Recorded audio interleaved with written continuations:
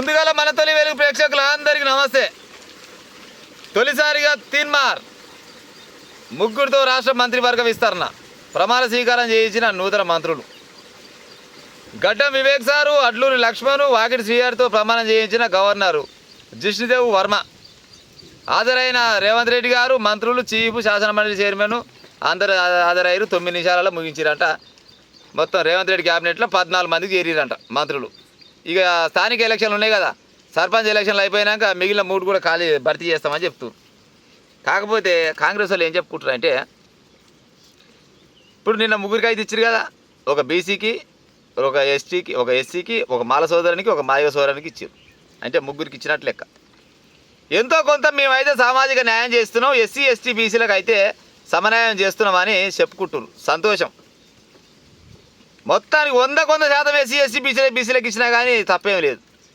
ఎందుకంటే కొన్ని ఏళ్ళ తరబడి బీసీలకు కానీ, ఎస్సీలకు కానీ, ఎస్టీలకు కానీ ఈ రాష్ట్రంలో అయితే అధికారం అయితే లేదు. మరి అది వస్తుందో రాదో నాకు తెలియదు. ఇక గిట్టే ఇక చిన్న పెరుగుతుంటే ఏదో ఒక రోజు అయితే జనాల చైతన్యం వస్తుంది, మాకు కూడా రాజ్యం కావాలనే ఉద్దేశంతో అవుతుండొచ్చు. కానీ ఇంట్లో మాత్రం ఒప్పుకోవాల్సింది మాత్రం కాంగ్రెస్ పార్టీ, తెలంగాణ రాష్ట్ర కాంగ్రెస్ పార్టీని కాకుండా దేశంలో ఉన్న రాహుల్ గాంధీని మాత్రం ఒప్పుకోవాలి. రాహుల్ గాంధీ చేసిన ముచ్చటే ఇది. ఎందుకు చేసినట్టుంటే, ఇప్పుడు తెలంగాణ రాష్ట్రంలో అధికారం వచ్చింది, గిట్టనే భారతదేశం మొత్తం కూడా మా చేతికి రావాలంటే ఇప్పుడు రాజకీయ నాయకులకు ఎంతో కొంత స్వార్థం ఉంటుంది. ఎంతో కొంత కాదు, అదరకంటే ఎక్కువనే కొద్దిగా ఉంటుంది. కానీ ఇప్పుడు ఏదైనా చెప్పుకున్నా కానీ, ఇంకో రాష్ట్రం పోయినా కానీ, అరే పలానా రాష్ట్రంలో, తెలంగాణ రాష్ట్రంలో మొన్నటికి మొన్న 2 ఎస్సీలకు ఇచ్చినాం, ఒక బీసీకి ఇచ్చినాం. అంతకంటే ముందు ఎమ్మెల్సీలు ఇచ్చినాం, సర్పంచులు కూడా ఇస్తాం, ఎంపీటీసీలు ఇస్తాం, ఎమ్మెల్యేలు ఇస్తున్నాం. మా కాంగ్రెస్ పార్టీకి వస్తారు కల్లా సమన్యాయం ఉంటుంది అని చెప్పుకుంటేందుకు వీలుంటుంది. అందుకోసమనే రాహుల్ గాంధీ చేసిన పుచ్చం ఉండడం తప్పితే, తెలంగాణలో రేవంత్ రెడ్డిని ఈ పని అయితే తప్పకుండా మొత్తం 18 మందిలో 10 మంది రెడ్డిలో ఉంటారు. ఇదైతే పక్క అవునా కదా చెప్పురి. అంటే ఎవరికైనా ఉంటుంది కదా స్వార్థం, తన కులం తను ఎదగాలని ఆలోచన ఉంటుంది. కాబట్టి రేవంత్ రెడ్డి కూడా గట్టినే ఉంటుంది. కాకపోతే ఇలా చిత్రమైన ముచ్చట ఏంటంటే, జరంత ఇది హాస్యం అనుకోవాలన్నా లేకపోతే మరి అదృష్టం బాగాలేదో మనకైతే తెలియదు. కానీ ముందల ముడిసిన అమ్మ పండగ కూడా తిరగలేదనే సామర్థ్యండే కదా. పాపం ఈ మునుగోడు దగ్గర రాజగోపాల్ సార్ ఏం చేసిండంటే, మంత్రివర్గంలో నాకు కంపల్సరీ చోటు ఉంటుంది, నేను మంత్రిని అవుతున్నా.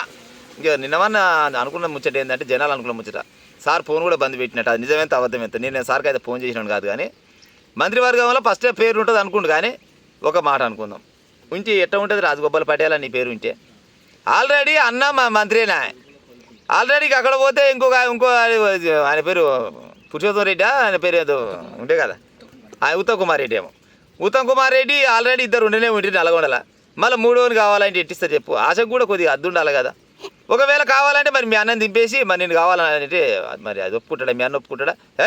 తెలంగాణకు తెచ్చిందే నేను అని చెప్పి, తెలంగాణలో మొత్తం కాంగ్రెస్ పార్టీని అధికారం తీసుకొచ్చింది మా కోమరెడ్డి బ్రదర్స్ అని అంటుంది.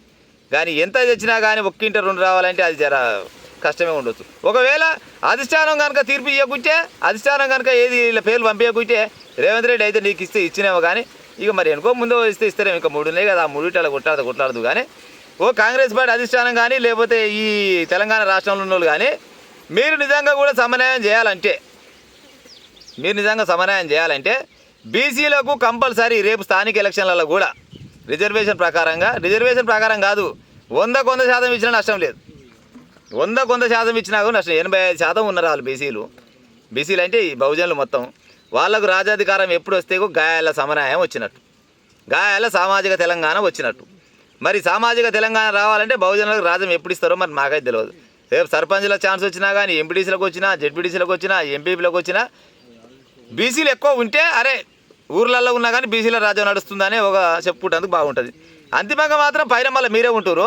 మరి ఆ స్థానం కూడా మరి ఏదో ఒక రోజు అయితే బీసీలు కొట్టే ఛాన్సెస్ అయితే ఉన్నాయి. మొన్న ఆల్రెడీ రేవంత్ రెడ్డి పటేల్ కూడా ఏమన్నాడంటే, ఇక తెలంగాణకు అయితే ఇక నేనే ఆఖరి ముఖ్యమంత్రిని అయితేనేమో ఏమో చెప్పలేము, అది దైవేచ్ఛ కావచ్చు.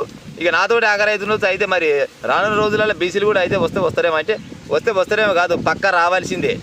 ఇప్పుడు ఏం చెప్తున్నారంటే కాంగ్రెస్ పార్టీ వాళ్ళు, బీసీలకు కానీ ఎస్సీలకు కానీ మేము న్యాయం చేస్తున్నాము అంటారు. న్యాయం చేస్తున్నాము అంటే అర్థమైంది, మీరు పెద్దోళ్ళు అన్నట్టుగా లెక్క. మీ శాతం ఎంత, మీరు ఎంతమంది ఉన్నారు, మీరు ఎవరికి న్యాయం చేస్తున్నారు? చేస్తే న్యాయం చేయాలని ఉంటే ఎక్కువ వాళ్ళు తక్కువ మంది చేయాలి. ఈ తెలంగాణ రాష్ట్రంలో ఎక్కువ ఉన్నది బీసీలు ఉన్నారు. మరి బీసీలు కదా మీకు ఇస్తే ఇవ్వాల్సింది, కానీ బీసీలకే మీరు ఇస్తుర్రు. అంటే చూడు, ఆయమన్న సీటు కింద పెట్టుకొని ఎంత పెద్ద గేమ్ ఆడుతుర్రు. ఆ ఆయమన్న సీట్ ఏదనేది బీసీల చేతికి వచ్చినాడు నిజంగా సామాజిక తెలంగాణ వస్తుంది. బీసీలే కనుక రేపటి నాడు ముఖ్యమంత్రి పదవిలో ఉండి మీకు ఈ ఎమ్మెల్యే టికెట్ ఇస్తున్నా, నీకు ఈ మంత్రి పదవి ఇస్తున్నా అంటే ఇస్తున్నా అనే ఆలోచన వచ్చిందంటే ఆయల్లా బీసీలకు న్యాయం జరిగినట్టు లెక్క. తీసుకుంటున్నారంటే బీసీలకు న్యాయం జరగనట్టే లెక్క. తీసుకుంటున్నారంటే అర్థమైంది చిన్నోడు అన్నట్టుగా లెక్క, తక్కువ అన్నట్టుగా లెక్క. అంటే రాజకీయంగా కులాల పరంగా నేను చెప్తలేను, రాజకీయ పరంగా వీళ్ళు తక్కువ ఉన్నట్టే లెక్క. ఇప్పుడు మీరేమో నిండా కొడితే 5 9 లేరు, కానీ మీరేమో ఇస్తురు, వాళ్ళేమో 80% ఉన్న వాళ్ళు ఏమో తీసుకుంటురు.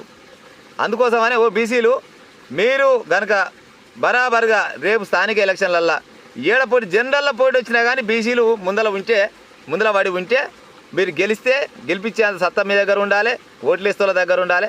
అప్పుడు కనుక బహుజన రాజ్యం వచ్చే ఛాన్సెస్ అయితే ఉంటాయి. కాంగ్రెస్ వాళ్ళు అయితే ఎంతో కొంత అయితే న్యాయం చేస్తున్నట్టు కొడుతుంది. మరి అది ఢిల్లీలో ఉన్న రాజకీయం నడుస్తుందా లేకపోతే తెలంగాణలో రాజకీయం నడుస్తుందా మనకైతే తెలియదు. కానీ తెలంగాణలో రాజకీయం అయితే ఏమి నడవదు దాదాపుగా, ఢిల్లీలో రాజకీయం కాబట్టి ఎంతో కొంత మేలు జరుగుతుంది. మన ఎమ్మెల్సీ విషయానికి వస్తే కూడా ఎస్సీలకు బీసీలకు ఛాన్స్ ఇచ్చారు. ఇవాళ మంత్రివర్గంలో మళ్ళీ 3 ఛాన్స్ ఇచ్చారు. ఇంకా 3 ఉన్నాయంట. ఆ 3 ఏమో సర్పంచ్ ఎలక్షన్లు అయిపోయినాక ఇస్తారంట. అది కూడా దాదాపుగా బీసీలకే, దాదాపుగా కాదు ఆల్రెడీ పటేళ్ళ కోట కొట్టేసిరు. వాళ్ళు ఎంత శాతం ఉన్నారో వాళ్ళకి కావాల్సిన వాటా వాళ్ళు కొట్టేసిరు. మిగతాది రావాల్సింది అంటే బీసీలకే రావాలి పక్క. బీసీలకు వస్తే బీసీలకు మంత్రి వర్గంలో 18 మందిలో బీసీల శాతం ఎక్కువ ఉంటే రేపటి నాడు కూడా బీసీలు రాజ్యాధికారం వేలే ఛాన్సెస్ అయితే ఉంటాయి. నేను చెప్పిన ముచ్చట తప్పు ఉంటే అబద్ధం ఏమైనా ఉంటే మీరు కామెంట్ రూపకంగా చెప్పేది ఇక ఉంటాం మరి.